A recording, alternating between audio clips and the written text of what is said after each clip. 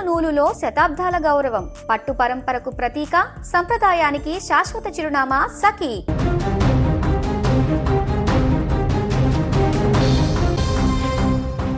కలిసి పెరిగారు, కలిసి చదువుకున్నారు. ఆఖరికి మరణంలోనూ వారి స్నేహబంధం వీడిపోలేదు.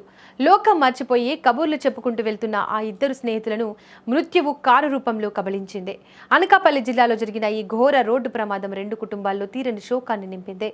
ప్రాణంగా ప్రేమించే స్నేహితులు ఇద్దరు ఒకే ప్రమాదంలో కన్నుమూయడం స్థానికులను కలిచివేస్తోంది. అనకాపల్లి జిల్లా నర్సీపట్నం పరిధిలో ఈ విషాద ఘటన చోటు చేసుకుంది.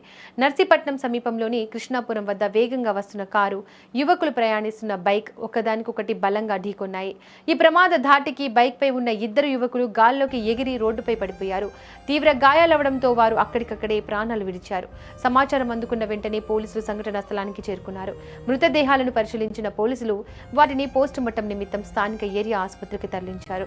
మృతులను కొత్త వీధికి చెందిన పెంటకోట అయ్యప్ప, రామకృష్ణగా పోలీసులు గుర్తించారు. వీరిద్దరూ చిన్నప్పటి నుంచి ప్రాణ స్నేహితులు. ఒకే చోట చదువుకుంటూ ఎక్కడికి వెళ్లినా నీడలా కలిసి తిరిగే వీరు ఏదో పని మీద బయటకు వెళ్లి తిరిగి వస్తుండగా ఈ ప్రమాదం జరిగింది.